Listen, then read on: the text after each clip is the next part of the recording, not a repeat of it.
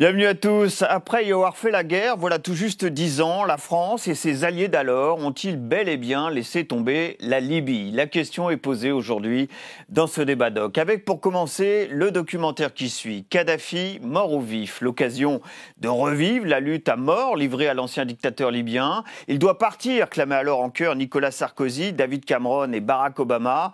Et la France, vous allez le voir, a amplement contribué à l'éliminer, mais sans pour autant avoir véritablement imaginer un avenir politique pour le pays. Et je vous retrouve juste après en compagnie de mes invités pour s'interroger sur le chaos laissé en Libye. Bon doc.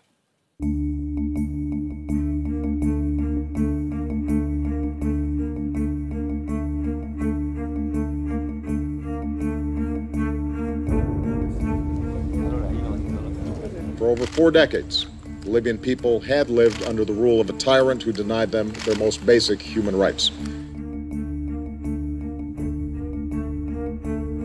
We must keep on with the NATO mission. We will help you to find Gaddafi and to bring him to justice.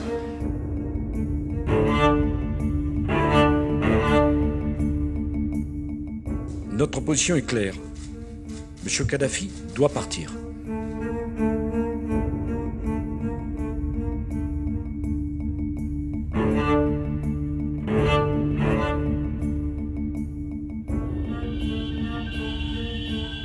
Kadhafi, un dictateur hors norme, aux 1000 vies. Longtemps parrain du terrorisme international, ennemi juré de l'Occident.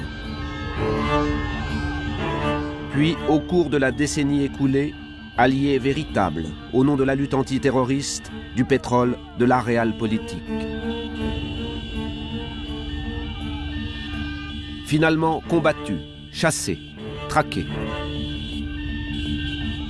Voici les coulisses de l'ultime face-à-face entre Kadhafi et l'Occident.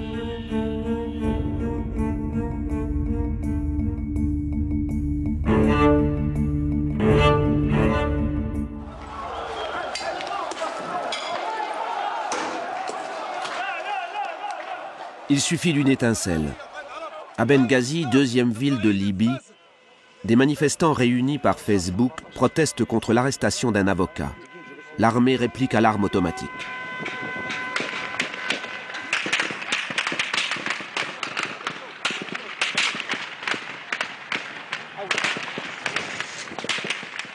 L'émeute devient une insurrection quand le lendemain, ils prennent la caserne de la ville et ses stocks d'armes.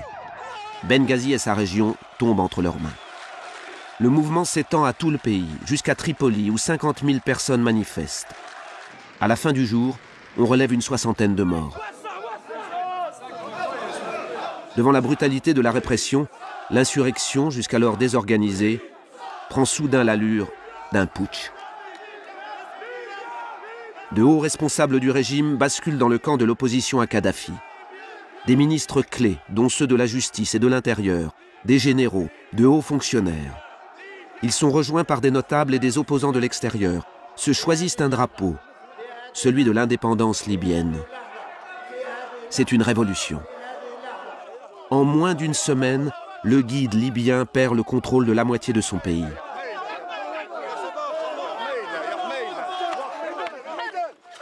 On le dit en fuite. Si bien qu'il finit par se montrer à la télévision, brièvement, au soir du 21 février, visiblement ébranlé.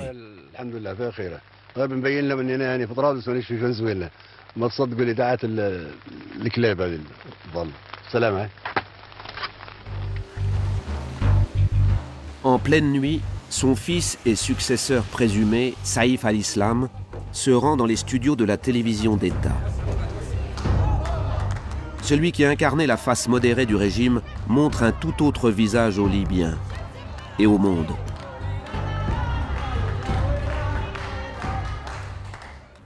القائد معمر القذافي هنا يقود المعركة في طرابلس.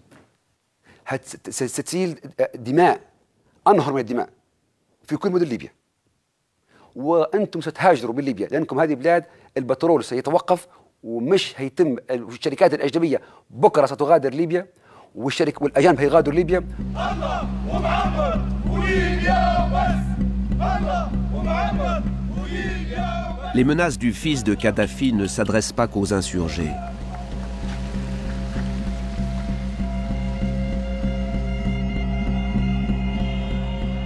À 1000 km de là, à Benghazi, la révolution qui mêle caciques du régime et soulèvement populaire, au cœur d'une région où les islamistes sont traditionnellement puissants, a en effet de quoi dérouter les observateurs.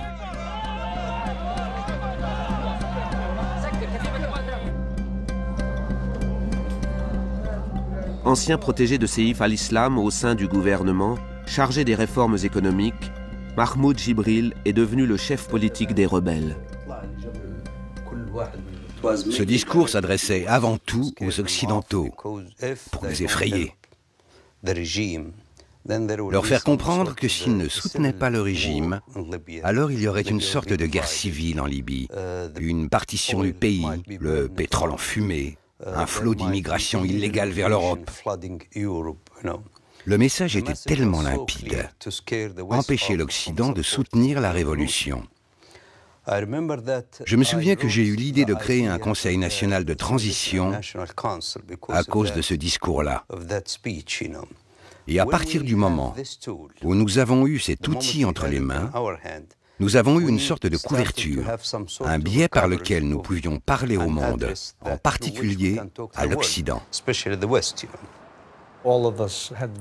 Nous nous posions de très sérieuses questions sur ce à quoi nous avions affaire. Nous ne savions vraiment pas au début. La secrétaire d'État m'a demandé de contacter l'opposition libyenne. J'en suis ressorti avec le sentiment que c'était vraiment une rébellion avec une base nationale. Je ne connaissais pas tous les protagonistes. Je ne savais pas, par exemple, dans quelle mesure les islamistes étaient impliqués. Parce qu'à ce moment-là, Kadhafi avait déjà commencé sa propagande en disant qu'il s'agissait d'une rébellion d'Al-Qaïda, etc. Mais c'était clairement un soulèvement populaire.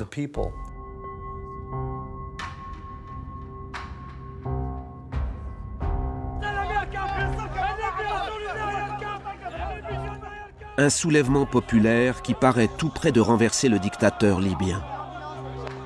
Fin février, les 2/3 des villes sont aux mains de l'opposition, civils en armes ou déserteurs. Sous pression, le régime réprime sans pitié, y compris par des armes lourdes.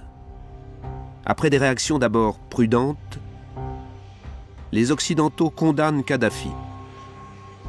À l'ONU, les sanctions sont votées à l'unanimité. Le même jour, le président français est le premier à demander son départ. Notre position est claire. M. Kadhafi doit partir. Les violences répétées, systématiques contre le peuple libyen sont inacceptables.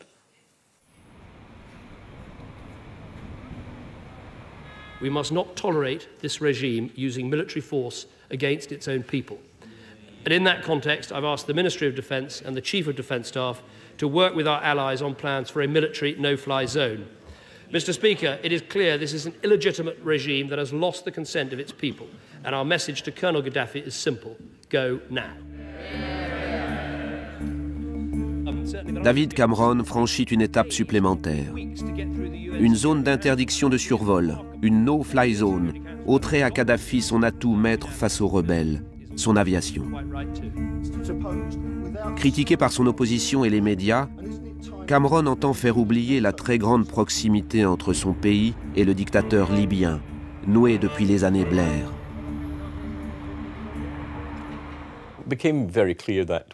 Il est devenu clair que nous devions intervenir militairement. Nous avons commencé à y travailler au sein du ministère de la Défense pour savoir de quelle manière procéder et comment trouver le plus d'alliés possible.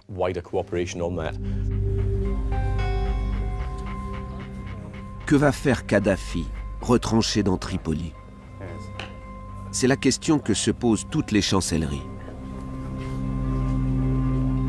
Pour la première fois depuis le début de la crise, il accorde une interview à un média étranger.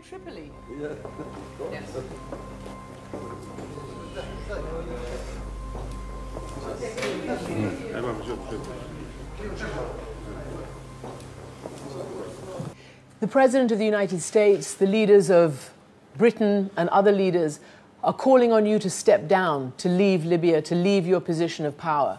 Will you do that?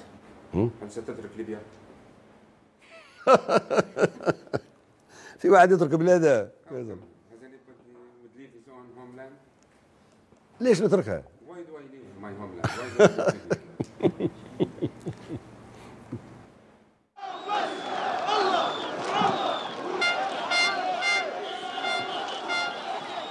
Les journalistes, comme les dirigeants occidentaux, ont sans doute présumé de la chute de Mouammar Kadhafi. Passé la surprise initiale, ils contre-attaquent.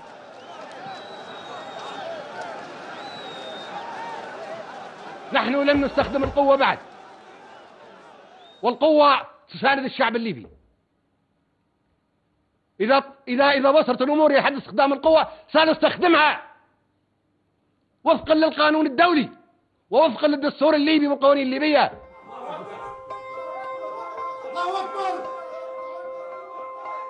Kadhafi dispose de brigades spéciales, entièrement à son service, fortes de milliers d'hommes, recrutés dans des tribus alliées et très bien équipés.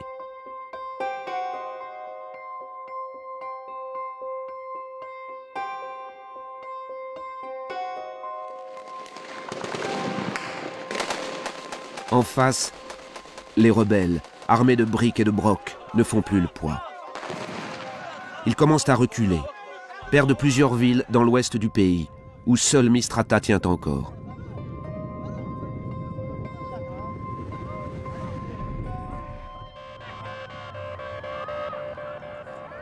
Le bras de fer contre Kadhafi passe par Washington. La France et son partenaire britannique n'ont pas les moyens d'intervenir seuls, sans le soutien des États-Unis et de leur bras armé, l'OTAN. Or, l'administration Obama hésite à s'engager dans une aventure que les militaires américains jugent hautement risquée. Sans compter que depuis 2003, l'Amérique a trouvé en Kadhafi un allié zélé contre le terrorisme et bénéficie grandement du pétrole libyen. It's easy for people to say, do this, do that, and then they turn and say, okay, US, go do it. You use your assets, you use your, men and women, you get out there and do it, and you take the consequences if something bad happened. And I want to remind people that, we had a no-fly zone over Iraq. It did not prevent Saddam Hussein from slaughtering people on the ground, and it did not get him out of office. Pour qu'on intervienne militairement, il fallait qu'on ait des certitudes sur les conséquences d'une telle action. Qu'est-ce qui se passerait si l'intervention ne fonctionnait pas? Est-ce qu'on serait forcé d'en faire plus? Est-ce qu'on serait entraîné dans quelque chose dont on ne voulait pas? C'était ça le débat à Washington. On ne voulait pas avoir sur les bras une guerre des États-Unis contre les Libyens. Premièrement, parce que nous avions déjà assez de pain sur la planche dans d'autres parties du monde. Et deuxièmement, on ne voulait pas d'un conflit entre la Libye et les États-Unis à cause de ses possibles implications pour le reste de la région. Troisièmement, si on agissait, ce serait uniquement sur la base d'un soutien régional, d'un mandat international, ce qui nécessitait de rassembler une coalition. Les Américains exigent en effet une coalition englobant non seulement l'OTAN, mais aussi les pays arabes. Le spectre des années Bush et de l'aventure irakienne est dans tous les esprits, à Washington, mais aussi à Paris et à Londres. Cette guerre ne doit pas apparaître comme celle de l'Occident contre Kadhafi.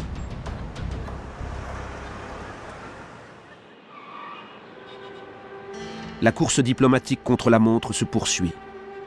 Au Caire, où la Ligue arabe se réunit. Même si les Français et les Britanniques n'ont pas ménagé leur pression diplomatique, même si les folies de Kadhafi l'ont brouillé avec presque tous ses voisins au fil des ans, pour la Ligue, accepter une intervention occidentale contre un autre pays arabe serait une première. Il fallait agir très vite, et agir très vite, encore une fois, dans le contexte onusien. Nous étions aussi, par la même occasion, je tiens à rappeler, très clairs et très fermes sur le principe qu'il ne doit pas y avoir une ingérence terrestre, pas d'occupation terrestre, pas de force terrestre qui rentrent sur le territoire national libyen. Je crois que ce qui a convaincu la Ligue arabe, c'est le Qatar. Ils ont fait tout ce qui était possible et imaginable pour soutenir le peuple libyen et la révolution. Moi-même, j'ai été hébergé au Qatar. Ils ont été d'une grande hospitalité, d'un grand soutien. Formidable. En coulisses, ce richissime État du Golfe, propriétaire de la chaîne Al Jazeera, met toute son influence dans la balance. Depuis le début des printemps arabes, cette monarchie héréditaire joue la carte des révolutions contre les régimes en place. Le moyen pour ce petit État de peser dans le monde arabe. L'émir du Qatar est également, depuis quelques années, un solide allié de la France. Le rôle du Qatar était très important et à chaque fois qu'on rencontre le président Sarkozy, il le mentionne. Vous avez un grand ami à la personne de l'émir du Qatar.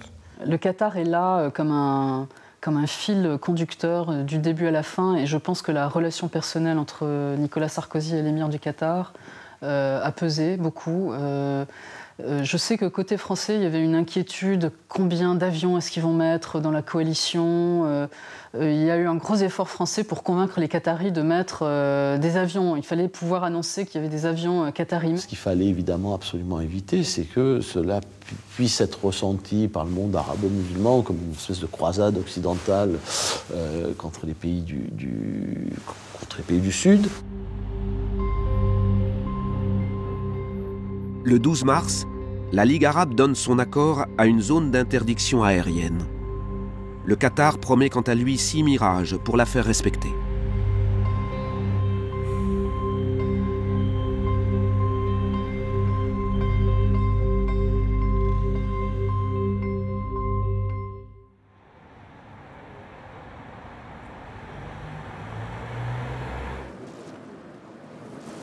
Grâce au soutien de la Ligue arabe, la France marque un point vis-à-vis d'Hillary Clinton qui se montre d'un coup plus sensible aux positions françaises. Mais elle doit toujours compter avec l'hostilité du Pentagone et d'une partie de la Maison-Blanche à une intervention. Ce soir-là, à 23 h, la secrétaire d'État se dirige vers un palace parisien.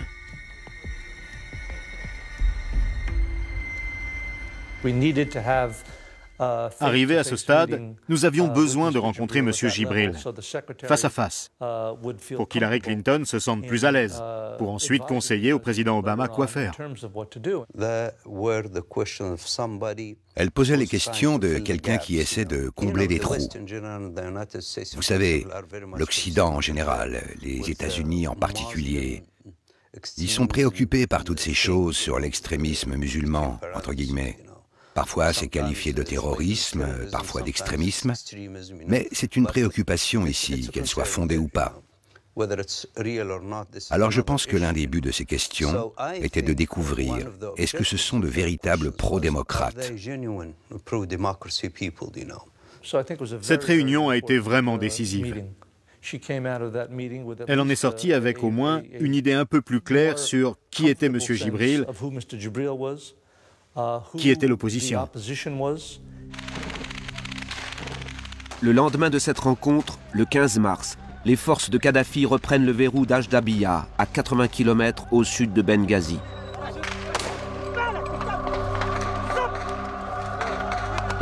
La route du fief des rebelles leur est ouverte. Si Benghazi tombe, c'en est fini de la révolution en Libye.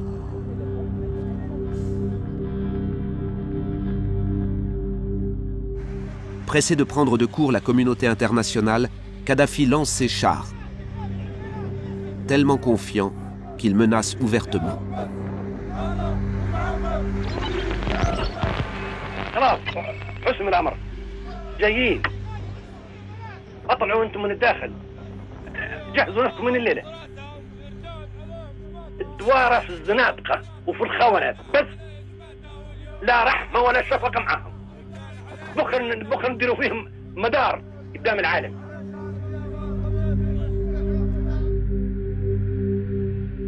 Le même jour, à la Maison-Blanche, le président Obama réunit ses conseillers. Face aux militaires, Hillary Clinton plaide en faveur d'une intervention.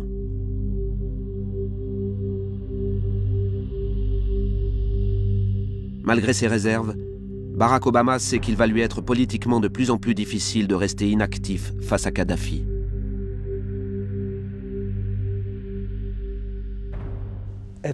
À ce moment précis, alors que le débat faisait rage et qu'il n'était pas tranché, Kadhafi nous a forcé la main par ses menaces d'attaquer Benghazi. Ça a été le tournant.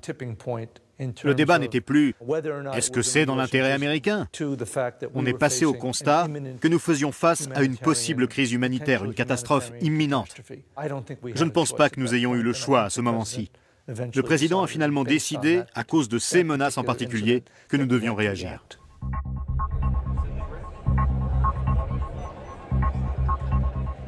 Réuni en urgence à minuit, le Conseil de sécurité de l'ONU s'apprête à voter la résolution 1973 sur la Libye. Au dernier moment, la Russie et la Chine renoncent à opposer leur veto. Officiellement parce qu'à leurs yeux, Kadhafi est indéfendable, mais aussi parce que la Libye, estiment-ils, fait partie du précaré des Occidentaux depuis le rapprochement des années 2000. Qu'ils fassent alors ce que bon leur semble. Toute première partie de cette histoire a consisté à essayer de faire prendre conscience au colonel Kadhafi et à ses principaux lieutenants de la détermination de la coalition. C'est la première chose à faire. Si vous voulez dissuader l'adversaire, vous devez le convaincre que vous irez jusqu'au bout. Que vous répondait-il ? On va faire tellement de dégâts que c'est une guerre que vous ne pourrez pas gagner. Ça sera, vous allez vous empêtrer dans quelque chose, vous avez tout à perdre. Je crois que ce n'était pas simplement une tactique. J'étais absolument convaincu que la coalition n'irait pas jusqu'au bout.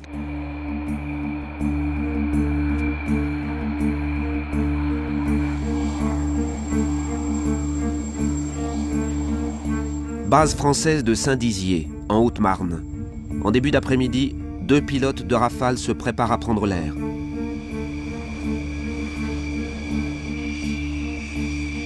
Ils partent pour l'Est libyen, à 2000 km de là, où les chars de Kadhafi poursuivent leur progression.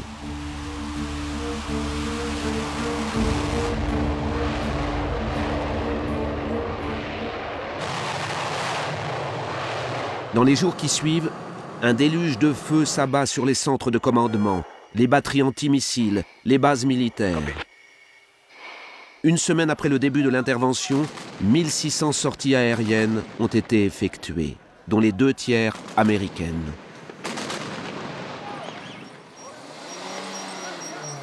Le palais caserne du guide libyen, Bab el Aziza, n'est plus que ruine. Kadhafi va fuir, son entourage le trahir. Un coup d'État survenir, pense-t-on, dans les états-majors.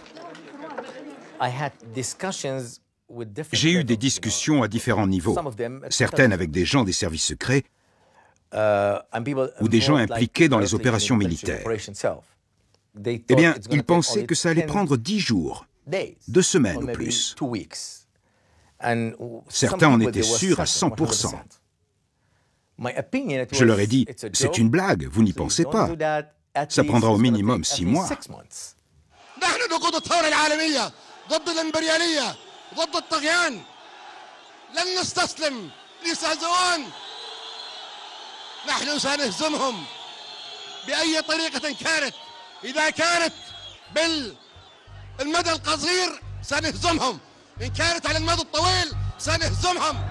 Kadhafi ne plie pas.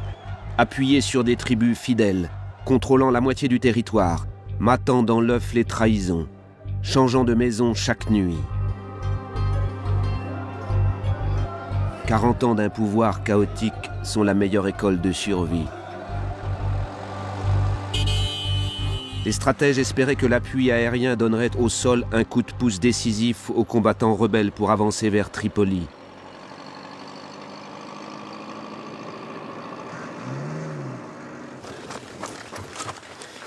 Or, 1 mois après le début des frappes, le front n'a bougé que de quelques kilomètres.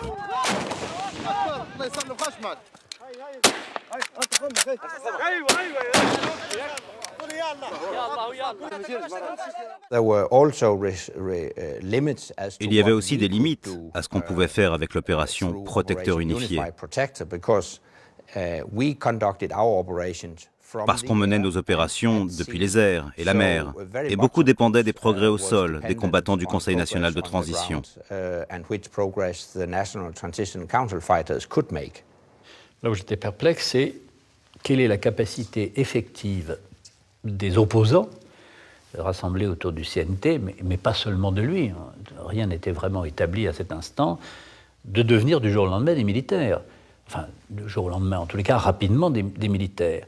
Et je dois reconnaître que les premiers jours, on a vu des gens à la fois courageux, de l'allant, mais avec une organisation et une logistique, somme toute, très réduite. Le premier avion qui a été abattu dans le ciel, c'est un avion du CNT par des forces du CNT.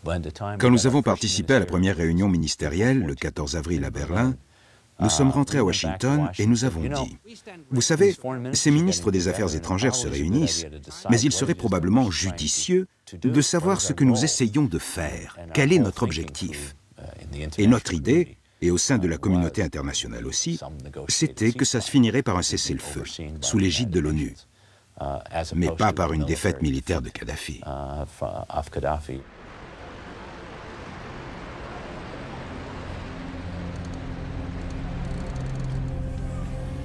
Tunis, base arrière du CNT en charge de l'ouest libyen. Ici apparaît une issue pour peut-être sortir du statu quo militaire. À son origine, deux responsables du CNT. L'un est un généticien revenu du Canada pour soutenir la révolution. L'autre, le patron d'une entreprise de restauration collective qui a accès au tout Tripoli. À l'image de cette révolution hors norme, l'alliance de deux révolutionnaires improbables.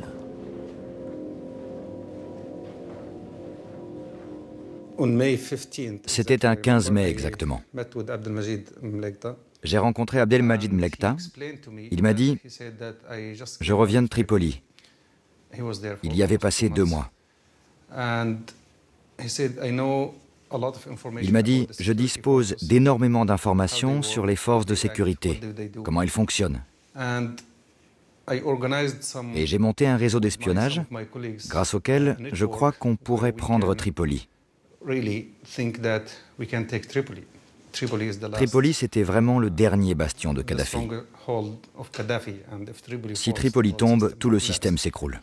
On a rassemblé toutes les informations, les nombres d'agents, les voitures, les bases, tout. On les a localisés sur Google Maps, on a tout mis sur une clé USB et on est parti. Nous nous sommes envolés pour Doha pour rencontrer Mahmoud Djibril. Nous l'avons vu dès le lendemain et nous lui avons expliqué le plan.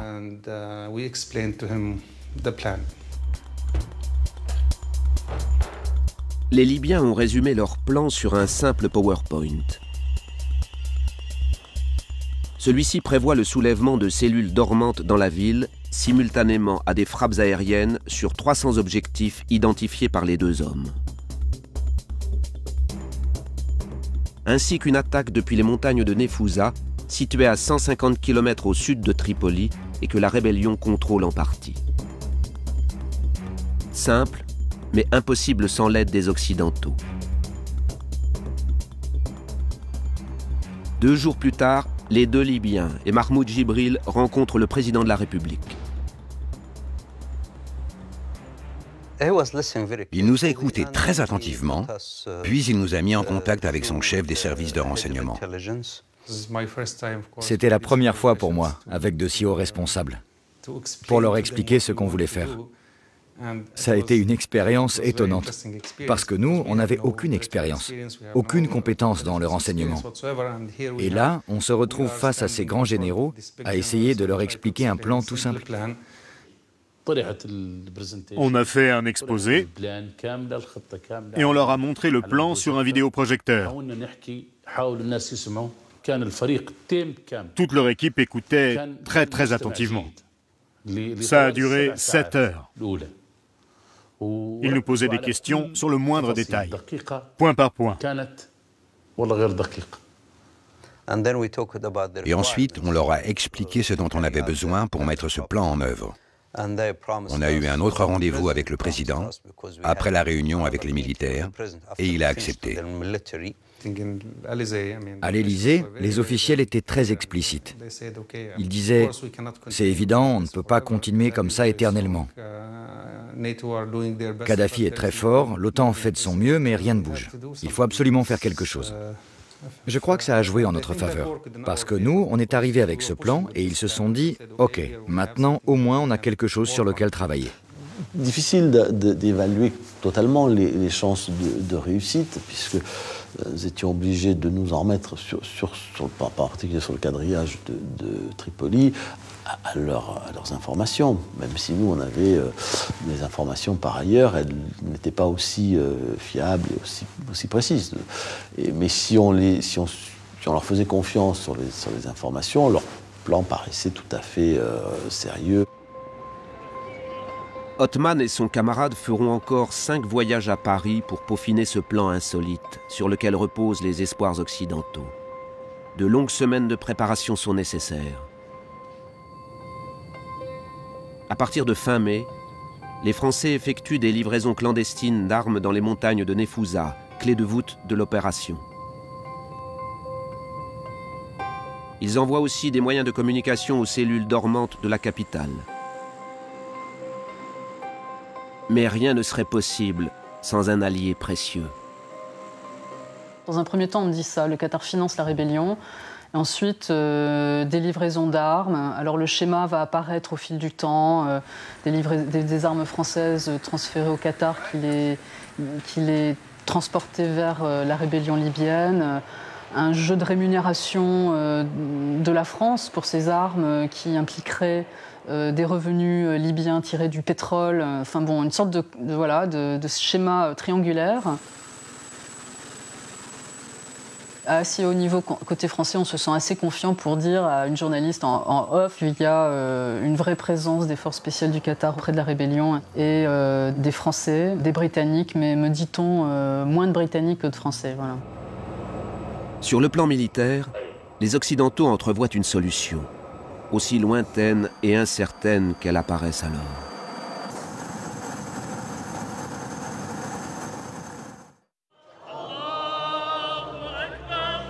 Ce n'est pas la guerre. C'est l'avenir de la Libye, l'après-Kadhafi, qui les préoccupe le plus. Les doutes s'accroissent sur la capacité d'un CNT déjà en proie à des luttes intestines à non seulement vaincre Kadhafi, mais à gouverner demain un pays tout entier.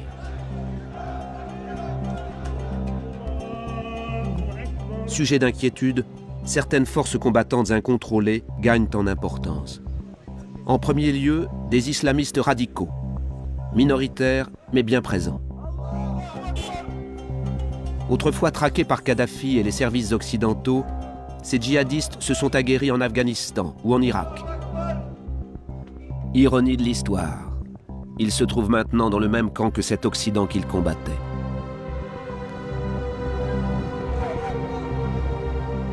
Une réalité que nul ne connaît mieux que l'ancien chef des radicaux libyens, devenu informateur des services de renseignement de la coalition.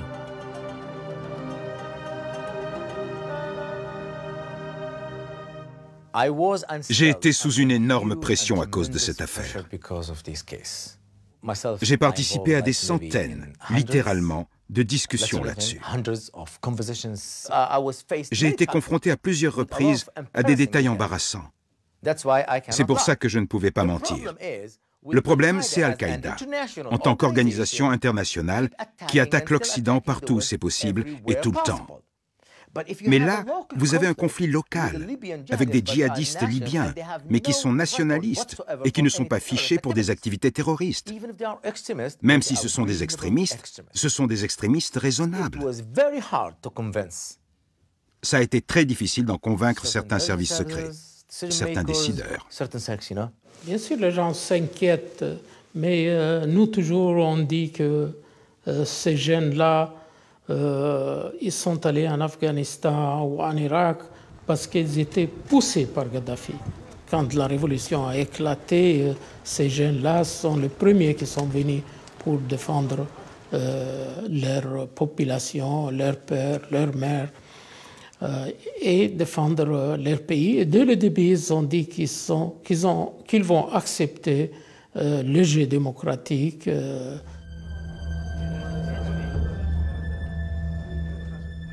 Un homme symbolise la déroutante donne libyenne, Abdelhakim Belhadj, combattant islamiste en Libye, puis aux côtés des talibans en Afghanistan, allié à Al-Qaïda. Arrêté en Asie en 2004 par la CIA, livré au régime de Kadhafi, emprisonné 7 ans. Il se trouve maintenant à la tête d'une importante faction dans ces montagnes de Nefouza, si déterminante pour prendre un jour Tripoli.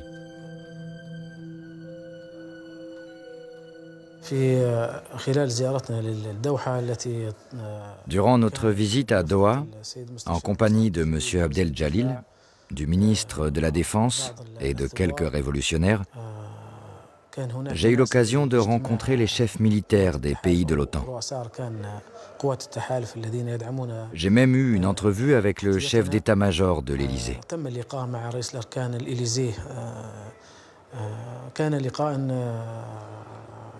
La rencontre fut transparente. On y a échangé nos avis avec beaucoup de franchise. Vous savez, la question n'est pas d'éliminer l'autre ou de l'exterminer. Il est écrit « Dieu nous a créés différents afin que les uns fassent la connaissance des autres. » Bien sûr, c'était un risque.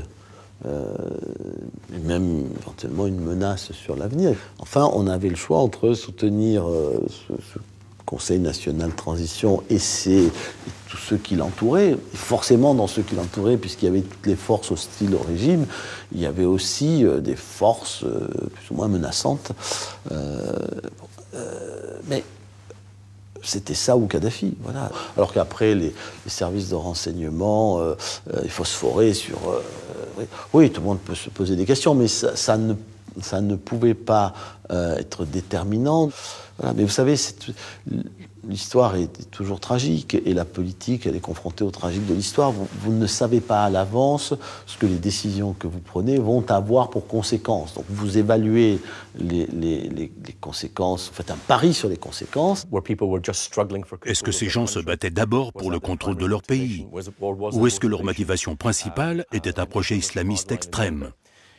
Chez ceux que j'ai rencontrés, à aucun moment je n'ai détecté d'intention islamiste radicale.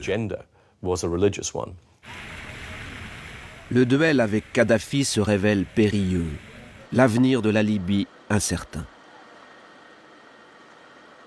Alors, en même temps qu'ils projettent de prendre Tripoli, les Occidentaux abattent une autre carte.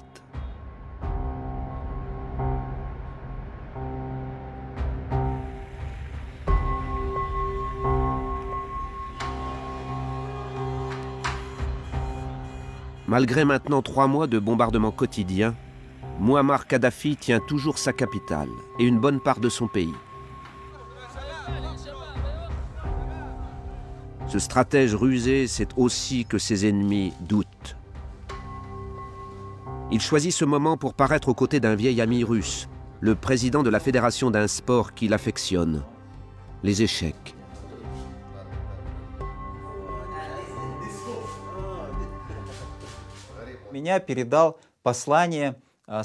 Par mon biais, il a transmis un message aux pays de l'OTAN, ce que j'ai fait.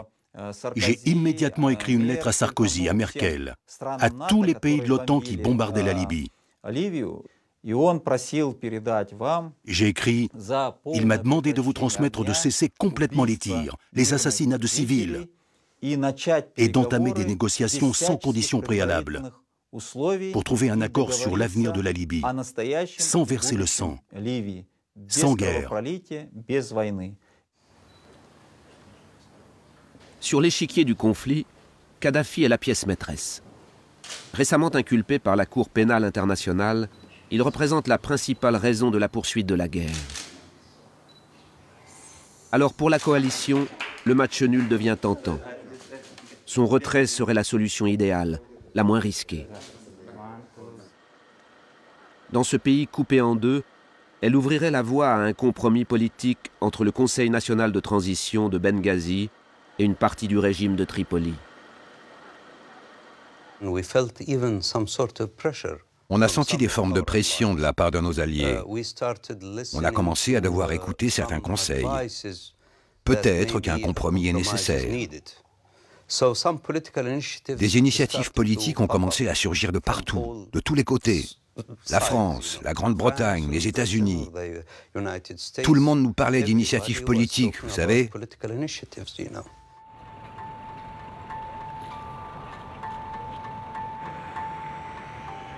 La France étant le fer de lance de la guerre, c'est d'abord à Paris que la partie se joue.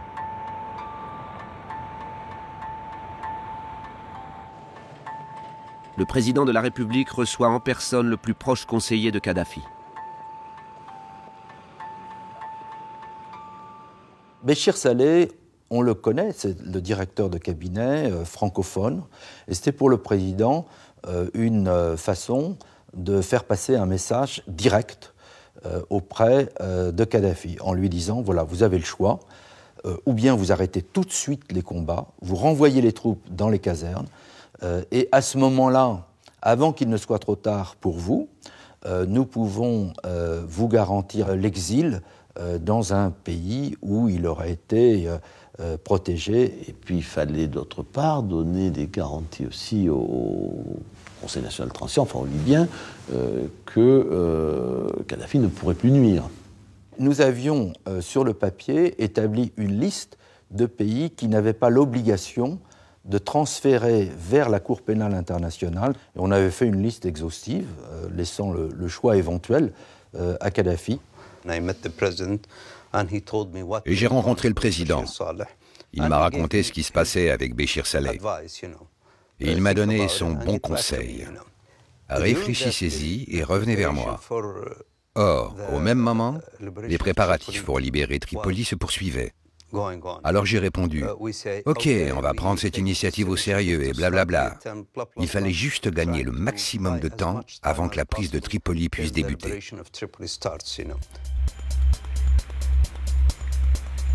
Alors que la réponse de Kadhafi à l'offre faite par la France au nom de la coalition tarde à venir,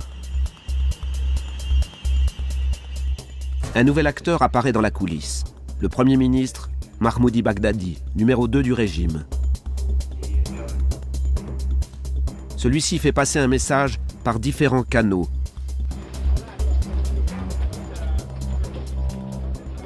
Pour y voir clair dans le bluff des uns et des autres, un émissaire de haut rang est dépêché à Tripoli auprès de Bagdadi. Il s'agit d'un haut diplomate russe, pays resté neutre dans le conflit et qui jouit encore de la confiance des Libyens. Cette démarche s'est décidée un peu plus tôt, en marge du sommet du G8 de Deauville. Le président Medvedev a eu plusieurs tête-à-tête, avec le président Sarkozy, avec le président Obama, avec d'autres dirigeants. À la fin de la journée, après ces réunions, il m'a passé un coup de fil et il m'a dit « On nous demande de nous impliquer. Tu dois partir. » Il était essentiel que ce message soit transmis par l'émissaire de Medvedev, si possible directement à Kadhafi, pour ajouter sa force de conviction à celle de Nicolas Sarkozy. À la fin de la journée, je me suis entretenu avec le Premier ministre Mahmoudi Bagdadi. Il m'a semblé, je dirais, plutôt clivé. Il n'était pas nerveux. Il ne se lamentait pas. Simplement, il me parlait comme si tout était normal, sous contrôle. Ce qu'il voulait faire, et ce qu'il a fait, c'était me faire peur. Il m'a dit, nous sommes prêts à faire exploser tous les explosifs et les missiles que nous avons à Tripoli, si ils arrivent. Il, c'est-à-dire le CNT, le Conseil national de transition. Tripoli deviendrait un volcan. Une autre chose qu'il m'a dite, et bien sûr je pense que c'était une sorte de jeu, nous avons été approchés par des membres d'Al-Qaïda qui nous ont suggéré de lancer des attaques contre l'Europe de l'Ouest. Bien sûr, nous avons refusé. Mais qui sait ce que nous répondrons la prochaine fois? En fait, c'était comme si ce type avait été utilisé par son chef comme une sorte de messager. Face à l'envoyé du président russe, il voulait seulement faire passer un message. Ce n'était pas une conversation entre deux personnes qui veulent résoudre un problème. Ce type ne voulait rien résoudre du tout. Les Occidentaux se rendent à l'évidence. Kadhafi est le maître du jeu à Tripoli et pense bien le rester. Malgré tout, des initiatives politiques continuent encore un temps. Elles ont été toutes repoussées par le colonel Kadhafi, qui n'imaginait pas un instant, on revient à l'aveuglement, avoir à négocier sa reddition, puisqu'il pensait que de toute façon personne n'irait jusqu'au bout et qu'il était toujours plus puissant, alors qu'il était déjà, sa situation était déjà plus fragile.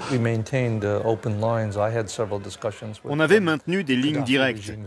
J'ai eu plusieurs conversations avec des responsables du régime de Kadhafi. C'était en permanence, s'il vous plaît, faisons un deal. Mais personne, à la fin des fins, personne, aucun d'entre eux ne pouvait nous assurer que Kadhafi était prêt à se retirer ou qu'un groupe dans le premier cercle était prêt à aller le voir et à lui dire « Maintenant, il faut que vous partiez pour le bien du pays ».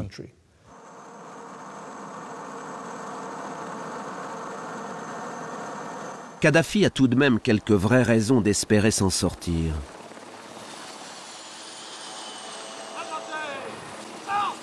Le mois du Ramadan est là, puis ce sera la rentrée de septembre et le dossier de la crise économique qui va monopoliser les énergies. Les Occidentaux ont-ils les moyens de poursuivre cette guerre au-delà de l'été? En accord avec leurs alliés de la coalition, les Français donnent le feu vert au CNT pour déclencher le plan de la prise de Tripoli. Il fallait que cette opération réussisse. C'était l'unique espoir de décapiter le régime. Si on échouait, Dieu nous en préserve, alors on aurait été soumis à toutes sortes de pressions politiques. J'étais moi-même prêt à démissionner, à quitter la scène sur le champ en cas d'échec. Depuis les montagnes de Nefouza, ainsi que depuis la ville de Misrata, les rebelles foncent sur Tripoli. Alors que les premiers combats éclatent, Kadhafi se trouve encore dans sa capitale.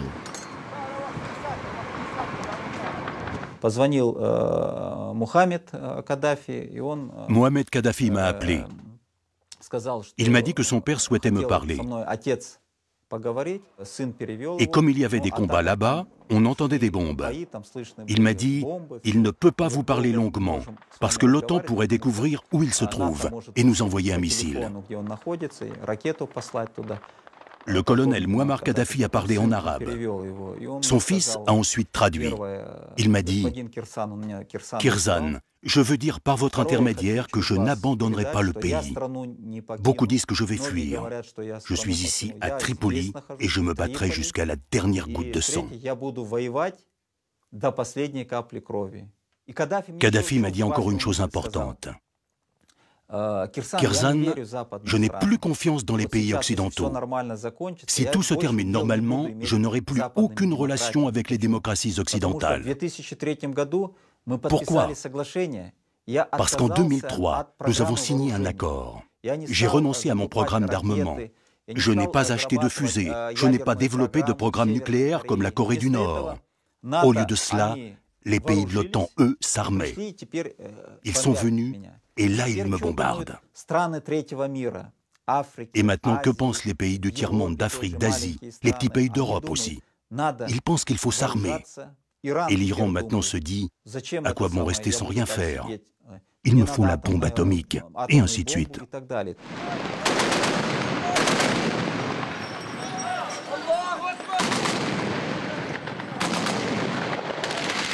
Le 24 août, après de durs combats, le palais de Kadhafi et son dédale de fortification est pris.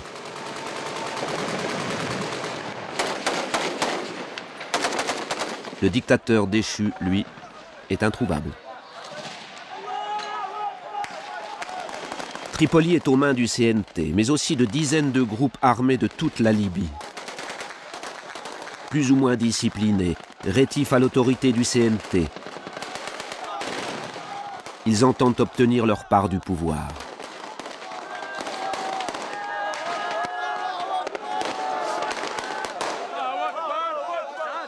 Il y a même un invité non prévu. Abdelhakim Belhadj, l'ancien djihadiste, qui se proclame chef militaire de Tripoli devant les caméras de la chaîne qatari Al Jazeera.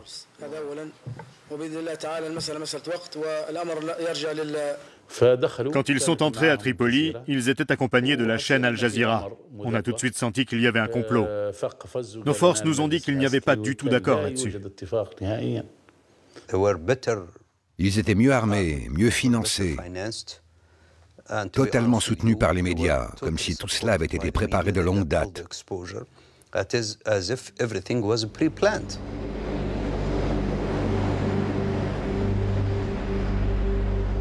Belhadj, dont les forces reçoivent des armements lourds et des fonds en provenance du Qatar, sur l'aéroport de Tripoli tombé entre ses mains.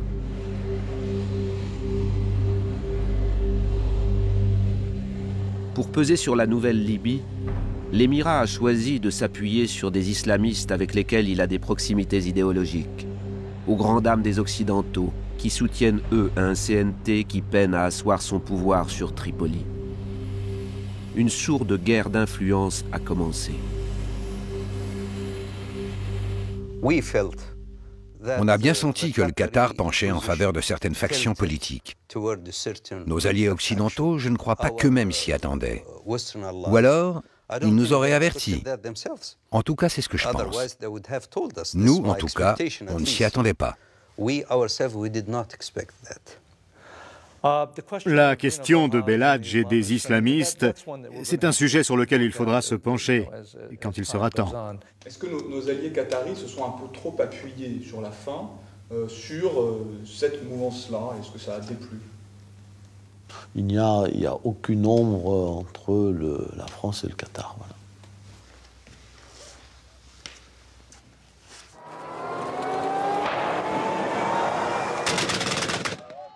Kadhafi se réfugie à Sirte, sa ville natale, avec son dernier carré de fidèles, où il résiste encore 2 mois. À la chute de la ville, il tente de fuir. Il n'est plus qu'un homme traqué, dont la survie retarde la fin du conflit.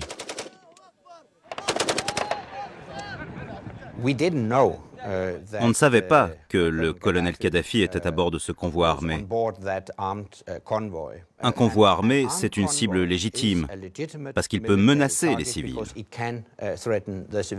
Parmi les avions disponibles dans le secteur, il y a un avion français, et en effet, ce tir a désorganisé les fuyards et qui sont partis un peu en sauve-qui-peut général, et c'est dans ce sauve-qui-peut général que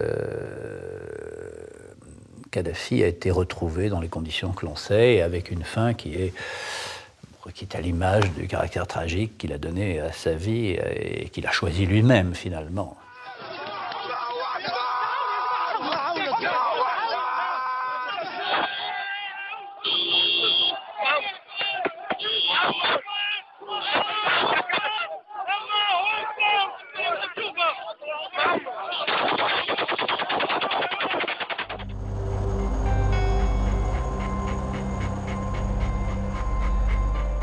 Pour éviter des massacres annoncés, au nom aussi de la réelle politique, l'Occident, et au premier rang la France, ont précipité la chute du colonel Kadhafi.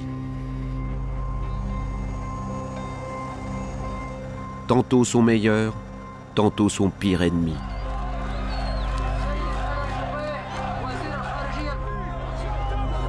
À l'issue de ce combat à mort, reste une Libye à l'avenir incertain. Entre démocratie espérée ou dictature islamiste redoutée.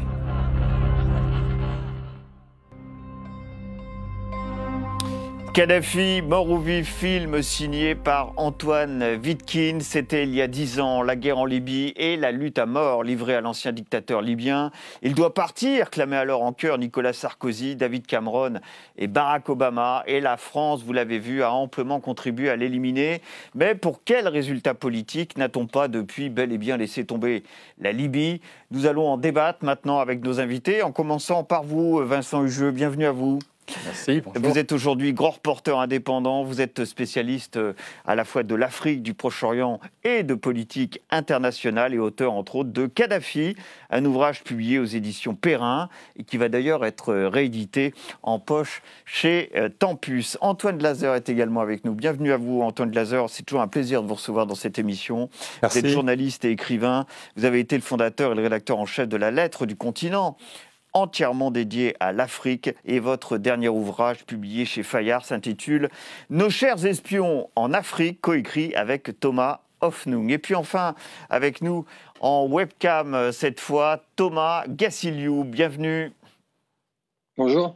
Vous êtes député Agir Ensemble du Rhône, vous êtes ancien militaire dans l'armée de terre, membre de la commission de la défense de l'Assemblée nationale et président du groupe d'amitié France-Centrafrique. Merci, vraiment un grand merci d'être avec nous pour cette émission. Vincent Hugeux, qu'est devenue l'alternative politique à Kadhafi imaginée par la coalition au moment de cette première guerre de Libye? Qu'est devenu le CNT, le Conseil national de transition, dont il a été évidemment beaucoup question dans le documentaire que nous venons de voir? Ce CNT est au fond une fiction, une chimère née de la pensée magique occidentale. Le délitement de cette sorte d'exécutif transitoire, il renvoie à l'histoire de la Libye. Quand vous regardez ce qu'était la constitution de la Libye monarchique avant le coup d'État de Mouammar Kadhafi, oui, les entités régionales étaient extrêmement autonomes. Vous aviez donc la Tripolitaine autour de Tripoli, la Cyrénaïque dans l'est et le Fezzan, cette vaste zone désertique qui court sur tout le sud libyen. Bon. Et donc l'idée qu'à partir de Benghazi, très identifié en termes identitaires, vous pourriez avoir la création d'un exécutif d'une Libye unitaire était franchement fantasmatique. Je vous donne juste une anecdote.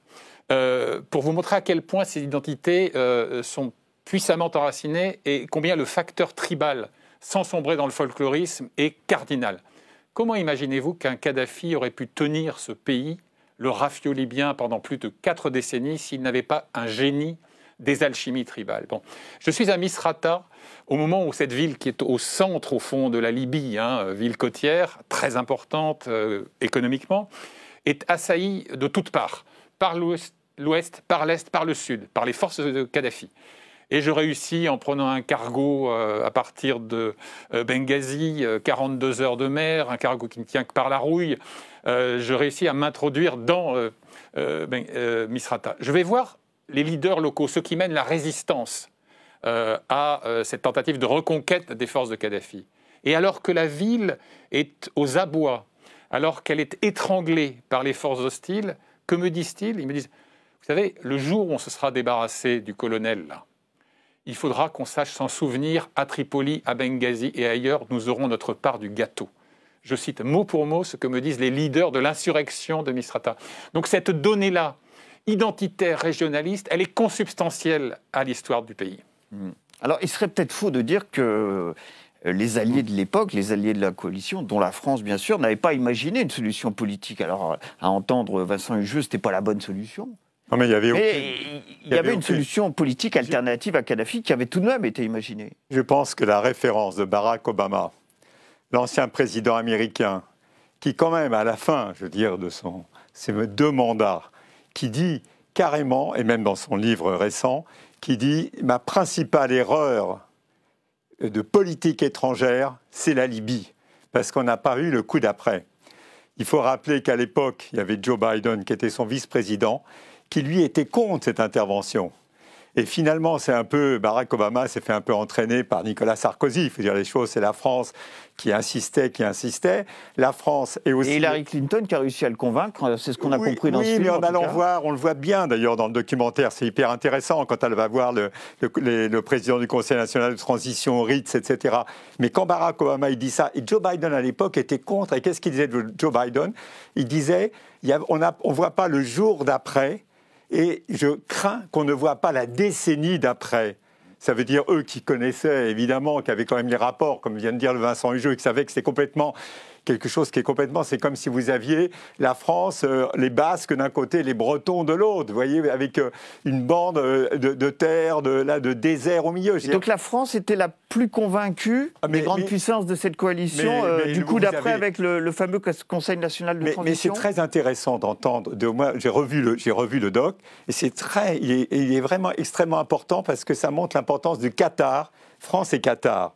Et c'est d'autant plus important que c'est encore l'actualité, puisque le Qatar est toujours absolument actif. Dans le jeu libyen, on y reviendra tout à l'heure. Dans le jeu libyen. Donc, on est quand même on est obligé quand même de voir cette espèce de continuité et de voir cette implosion qui donne quand même, il faut quand même toujours rappeler que ce qui se passe dans toute la zone sahélo-saharienne, une des conséquences, c'est quand même ce qui s'est passé en Libye.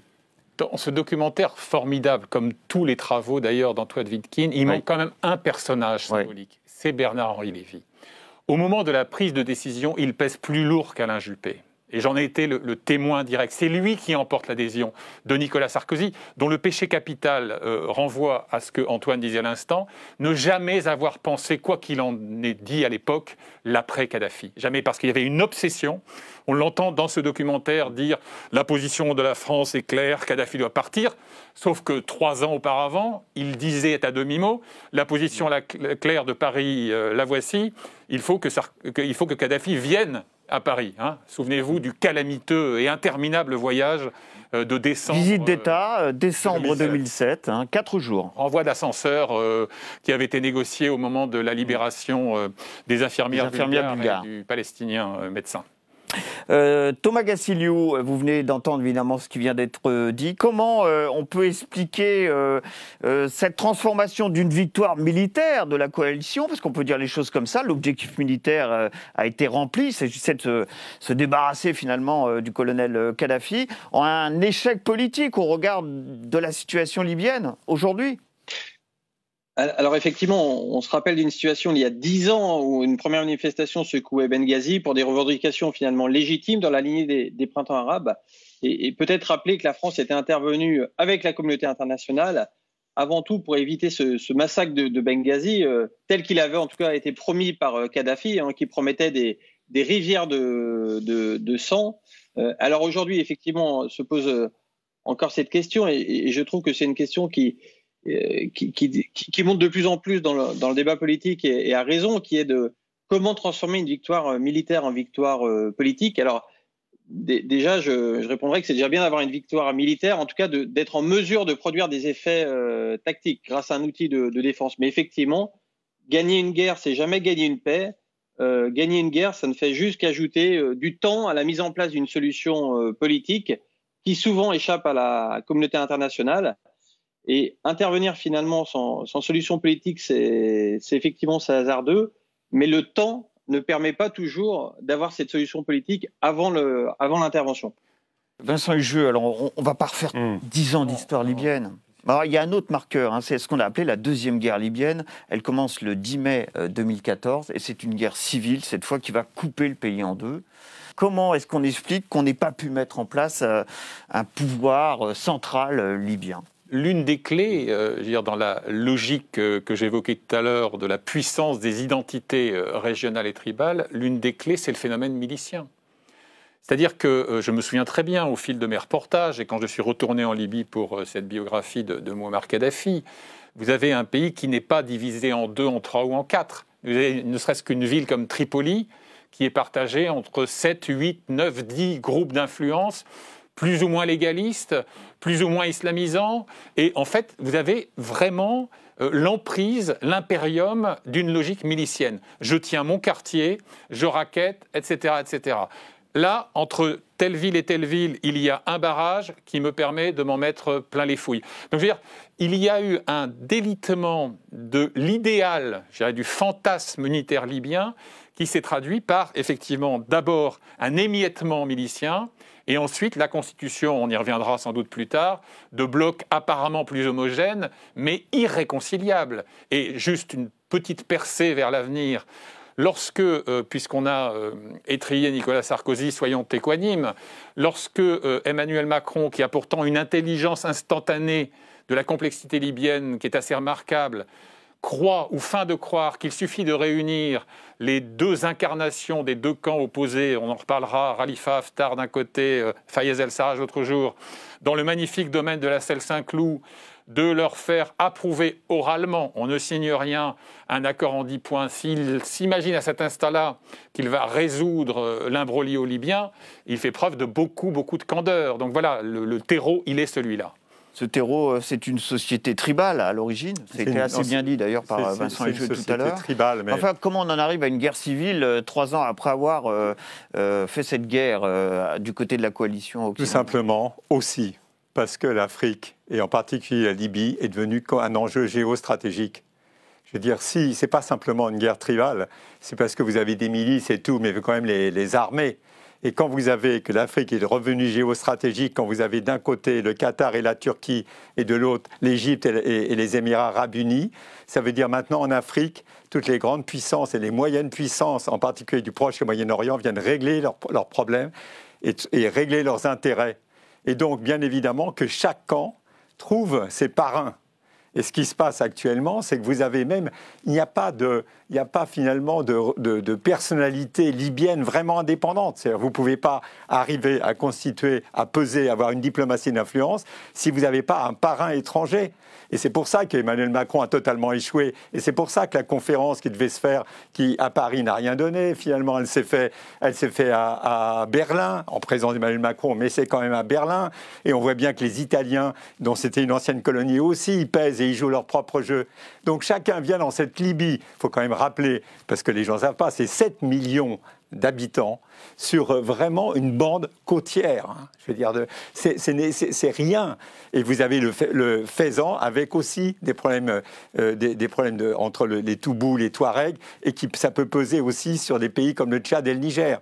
Donc il faut voir ce que c'est. C'est un petit pays, seulement qui a pris une importance géostratégique totalement, qui n'est pas vraiment inattendue. Mais quand vous avez, par exemple, l'actuel Premier ministre, le nouvel Premier ministre, qui est un homme d'affaires, il est soutenu, tout le monde le sait, en même temps bien sûr, par la Turquie, mais aussi par la Russie. Donc vous avez des gens qui c'est pas simplement, on ne discute pas d'un pays, on discute d'enjeux géostratégiques extrêmement importants pour l'ensemble de la Méditerranée. Quels sont ces enjeux géostratégiques côté français, Thomas Vassiliou? Alors, déjà, je voudrais dire que je partage tout à fait le fait que la situation libyenne est extrêmement complexe et je crois qu'il faut avoir beaucoup d'humilité face à cette situation. Et partager également le fait que construire une nation, un contrat social, c'est long. Ça prend des dizaines, voire des centaines d'années. Et c'est d'autant plus long quand on a un pays émietté et effectivement des influences étrangères contradictoires avec des enjeux qui ne permettent pas de converger vers des solutions communes d'un point de vue politique. Alors, sur l'intervention française, l'enjeu, je crois, c'était avant tout d'empêcher ce massacre à Benghazi. Alors, on parle de ça il y a plus de 10 ans. Moi, il y a une dizaine d'années, j'étais simple élu local. Mais je crois que c'était une motivation extrêmement forte au début. Et puis, la Libye, comme le dirait Jean-Yves Le Drian, c'est la frontière sud de l'Europe, directement connectée à la Méditerranée. Et donc, pour la France et la communauté internationale, c'est la volonté absolument d'éviter la mise en place d'un sanctuaire djihadiste avec tous les risques que ça pourrait représenter. Et puis également des enjeux en termes de trafic de toutes sortes, de migration. Et puis effectivement, c'est un couloir migratoire pour les populations subsahariennes notamment. Hein. Ça, c'est un enjeu pour la France et pour la communauté internationale, et notamment l'Union européenne. Bien sûr, tout à fait, un enjeu extrêmement important en termes de migration. Et l'ensemble de ces enjeux, effectivement, font avoir des lectures géopolitiques un peu différentes des différents protagonistes, y compris au sein de l'Union européenne. Et finalement, cet émiettement diplomatique rend la solution politique d'autant plus difficile à mettre en œuvre. Et donc, je pense qu'un des points clés qu'on devrait retenir, c'est à minima à l'échelle européenne, si on veut avancer rapidement vers la résolution de tels conflits, il faut à minima un alignement européen, ce qui n'a pas été le cas ces 10 dernières années. Je vous propose de matérialiser les propos que vous nous avez tenus l'un et l'autre sur ce plateau et d'illustrer la séparation en deux de ce pays, la Libye, aujourd'hui, avec en bleu sur cette carte la zone sous contrôle du gouvernement d'union nationale, le GNA, dirigé pendant longtemps par Fayez al-Sarraj, qui maintenant est dirigé par Abdelhamid Beya. Ce qui est important à comprendre, c'est que ce gouvernement d'union nationale est celui qui est reconnu officiellement aujourd'hui par la communauté internationale. En rose sur cette carte, vous voyez apparaître la zone sous contrôle du maréchal Haftar. Vous en parliez à l'instant, Vincent Hugeux, qui est à la tête de l'armée de libération nationale qui a pendant longtemps contrôlé l'est du pays. Et puis enfin, en orange sur cette carte, c'est la présence du groupe État islamique que vous évoquiez à l'instant d'ailleurs, Thomas Gassiliou. Cette carte date de la fin de l'année 2020. La situation est assez évolutive. Je donne cette carte sous votre contrôle, car encore une fois, les choses évoluent beaucoup sur le terrain. On comprend très bien que ce pays est divisé en deux. Deux hommes forts l'ont mené depuis cette guerre civile de 2014, avec deux gouvernements, deux parlements. Voilà la situation libyenne telle qu'elle l'est aujourd'hui sur cette carte. Qu'est-ce qu'on peut en dire exactement ? Cette carte, c'est le ring où deux boxeurs exténués se saoulent de coups sans qu'aucun ne puisse déclencher le chaos définitif. Le fameux Haftar, dont il ne faut pas oublier qu'il était un officier très prisé de Kadhafi, puisqu'il était à la tête d'un corps expéditionnaire qui avait été envoyé par le colonel au Tchad. Ensuite, il est exfiltré, il se retrouve aux États-Unis, dans une ville qui s'appelle Langley, qui est par ailleurs le siège de la CIA. Il part aux États-Unis à la fin des années 80 et il revient en 2011 pour, en quelque sorte, rafler la mise de la victoire des rebelles. Et ce Haftar est donc quelqu'un qui se proclame maréchal et qui commet une énorme erreur en termes de stratégie militaire. Il croit au blitzkrieg. Il croit que parce qu'il a gagné, en pactisant, y compris d'ailleurs avec des islamistes, alors qu'il se présente aux Occidentaux comme le meilleur rempart contre le djihadisme, il réussit à grignoter l'Est, puis le Sud, etc. Et il échoue dans son blitzkrieg. Mais c'est là où je rejoins Antoine. Toutes ces guerres, ce que les Anglais appellent des proxy wars, des guerres par procuration. Si les Turcs ne viennent pas voler au secours de Sarraj, à la tête d'un gouvernement prétendument soutenu par la communauté internationale, mais enfin, soyons clairs, il est soutenu comme la corde soutient le pendu. C'est-à-dire que, prenons l'exemple de la France, qui officiellement reconnaît ce gouvernement, mais qui, par ailleurs, envoie des agents de renseignement et des conseils militaires auprès d'Haftar. Bon, donc, dans ce contexte-là, si vous voulez... Je citais Jean-Yves Le Drian, mai 2019, pour étayer ce que vous dites, donc le ministre des Affaires étrangères. Haftar a lutté contre le terrorisme à Benghazi et dans le sud de la Libye. Et cela était dans notre intérêt, celui des pays du Sahel, celui des voisins de la Libye. Je soutiens tout ce qui sert la sécurité des Français et des pays amis de la France. Voilà ce que déclarait notre ministre des Affaires étrangères à propos du maréchal Haftar. Oui, la ligne de faille qu'esquissait Antoine Glaser tout à l'heure, c'est aussi celle qui divise de manière mortelle, et pas seulement en Libye, les frères musulmans et affiliés au camp d'en face. Donc si vous voulez, en fait, aucune de ces guerres, mais on pourrait dire la même chose de la Syrie, où Bachar al-Assad n'aurait pas survécu sans l'irruption des Russes et des Iraniens. Et pour un pays que Thomas Gassiliou connaît fort bien, la République centrafricaine est aussi aujourd'hui, d'une certaine manière, le théâtre d'une guerre d'influence par procuration. Donc voilà la réalité qui explique la complexité de l'invention d'un modèle politique crédible et durable. Je voudrais savoir où en est la France aujourd'hui par rapport à ces deux pouvoirs aujourd'hui en Libye. Là, je citais Jean-Yves Le Drian, c'était en 2019, c'était avant la bataille de Tripoli. C'est ce fameux blitzkrieg dont vous parliez, s'est arrêté devant Tripoli. C'est en 2020, c'était l'année dernière. On soutient toujours le maréchal Haftar du côté français aujourd'hui, ou on soutient le pouvoir légitime qui est installé à Tripoli? Il y a même eu des changements de personnel, pourrait-on dire, à l'Élysée. dans le sens qu'il y avait vraiment les soutiens d'Haftar, les choses ont évolué. La France a quand même pris une claque parce qu'elle voulait organiser, elle pensait, c'est la France, elle se croit toujours un peu chez elle en Afrique, elle pensait qu'elle connaissait mieux la Libye que les Italiens, que les autres, et au bout d'un moment, voilà, elle a vu qu'elle n'a rien pu faire. À ce moment-là, elle a rééquilibré un peu sa politique, elle s'est mise un peu en retrait par rapport aux positions onusiennes. Il faut quand même savoir la force, la puissance, la diplomatie d'influence de la France au niveau des Nations Unies. La France a le poste de l'opération des maintiens de la paix, donc ça lui donne une influence. Beaucoup d'États viennent demander à la France qu'est-ce qu'il faut faire en Afrique, qu'est-ce qu'il faut faire en Libye, etc.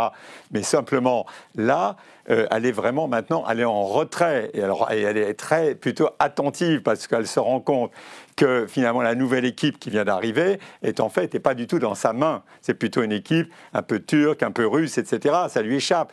Et tous ceux, dans les rapports d'influence, quand par exemple le président Erdogan veut emmerder, entre guillemets, la France, et ben l'Afrique est un terrain extraordinaire. Que ça soit renouer avec des présidents comme Sassou Nguesso du Congo, ou à un moment donné faire des grandes infrastructures au Sénégal. Ça veut dire venir pour des pays comme la Russie et la Turquie dans le précaré français, c'est un jeu quotidien maintenant. Emmanuel Macron est fou furieux en disant il y a des sentiments anti-français qui sont animés sur les réseaux par les Turcs et les Russies au Mali. Vous voyez la complexité, c'est-à-dire c'est pas simplement la Libye, c'est l'ensemble de toute cette zone, Maghreb et l'Afrique subsaharienne. Donc là, la France, sur la Libye en tout cas, autant à un moment donné, il y avait vraiment des forces spéciales françaises, il y a même eu à un moment donné des agents français il y a un avion qui s'est crashé, il y avait des agents français qui étaient très très opérationnels dans cette région. La France lève le pied en attendant de voir comment ça tourne, parce qu'elle voit bien que compte tenu des enjeux géostratégiques, elle est déjà un peu ensablée dans toute la zone sahélo-saharienne, c'est pas pour prendre des coups en Libye. Il y a des agents français toujours en opération en Libye, à votre connaissance, des militaires français toujours présents sur place? Alors, ça, malheureusement, c'est pas une question à laquelle je peux répondre, puisque vous savez qu'on a différentes modalités d'intervention sur place qui peuvent être possibles, mais à ce stade, je ne sais pas si on a une intervention toujours sur place. Ouais. Est-ce qu'on peut parler d'une véritable influence française qui perdurerait 10 ans après cette guerre, néanmoins, selon vous? Oui, je pense que l'influence française, elle est bien réelle, que ce soit en direct, au travers de ses au niveau bilatéral, au sein de l'ONU comme membre permanent du Conseil de sécurité, effectivement avec un rôle prépondérant sur la question des opérations de maintien de la paix, et puis au sein de l'Union européenne. Et je crois qu'un des points positifs quand même des derniers mois, c'est quand même le fait que l'Union européenne, en tout cas les États au sein de l'Union européenne, essaient de parler d'une seule voix. Donc certes, on a toujours en Libye des divisions profondes à l'échelle du pays qui mettront du temps à se résorber. Vous l'avez indiqué, Libye, ce sont aujourd'hui quasiment 2 pouvoirs distincts, 2 parlements, 2 armées, 2 banques centrales.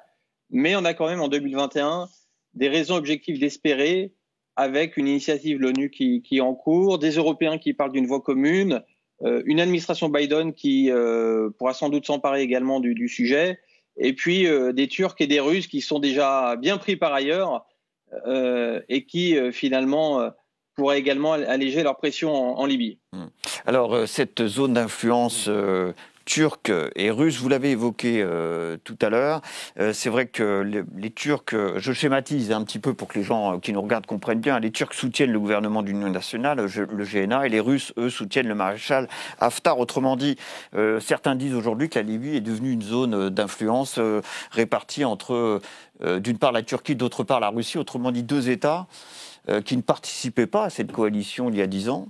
Et 10 ans après, c'est eux qui mènent le jeu aujourd'hui en Libye. À la fois Comment est-ce qu'on explique ça? Le terrain de jeu et le champ de bataille de ces luttes d'influence, auquel il faut ajouter d'ailleurs un facteur économique qui a créé d'intenses crispations dans les mois écoulés, c'est l'exploitation des ressources en hydrocarbures. Ah oui, le pétrole libyen. Oui, mais la Méditerranée orientale au-delà.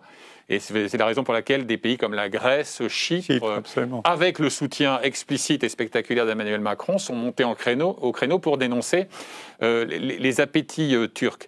On va situer Emmanuel Macron, vous le citez, hein, c'était le 22 juin 2020, il s'élevait contre, je cite, le jeu dangereux de la Turquie en Libye, dans lequel il voit une nouvelle démonstration de la mort cérébrale de l'OTAN. C'est cette fameuse, évidemment, petite phrase sur la mort cérébrale de l'OTAN à travers ce conflit libyen prononcé par le chef de l'État français. La vigueur rhétorique de Macron est à l'aune de l'impuissance française. Je suis désolé. À mon sens, l'influence de Paris aujourd'hui sur l'enjeu libyen est résiduelle et marginale.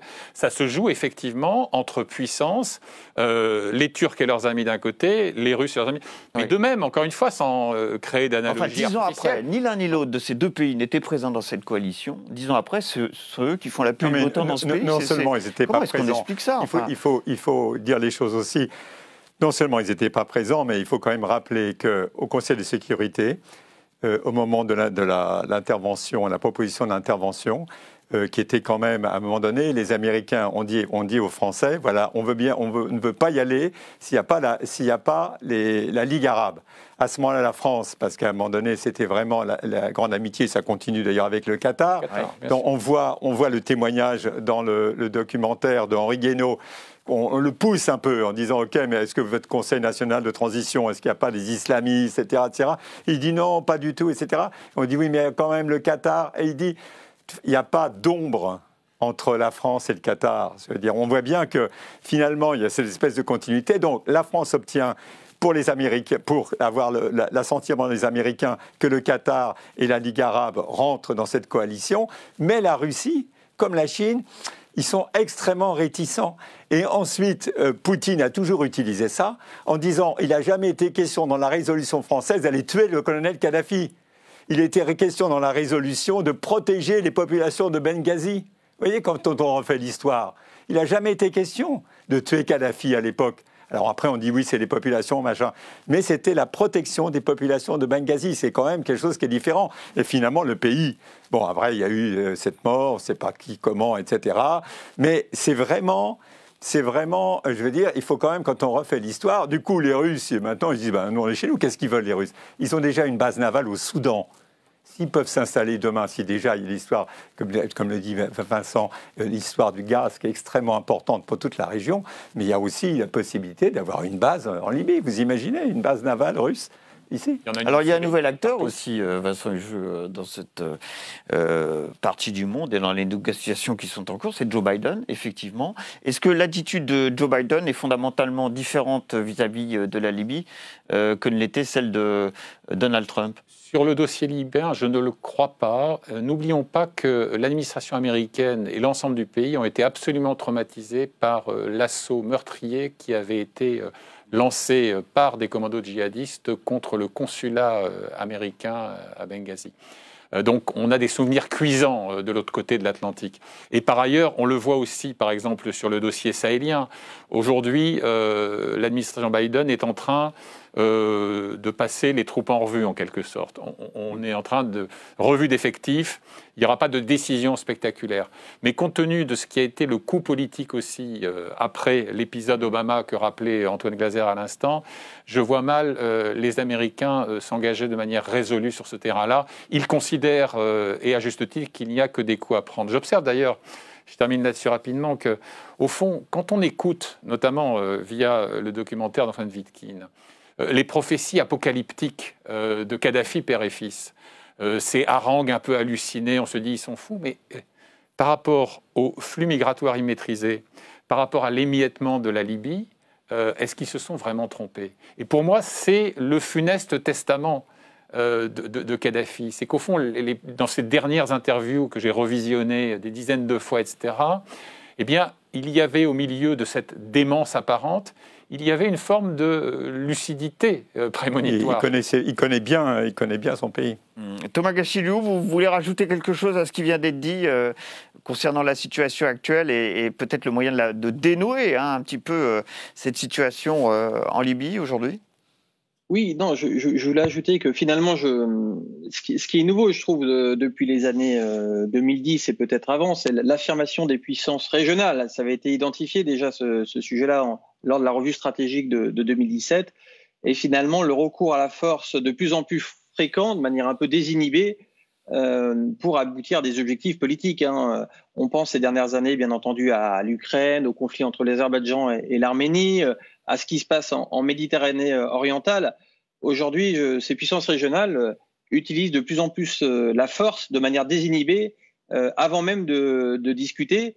Et peut-être que l'administration Trump a pu contribuer avec d'autres à cette dérégulation internationale.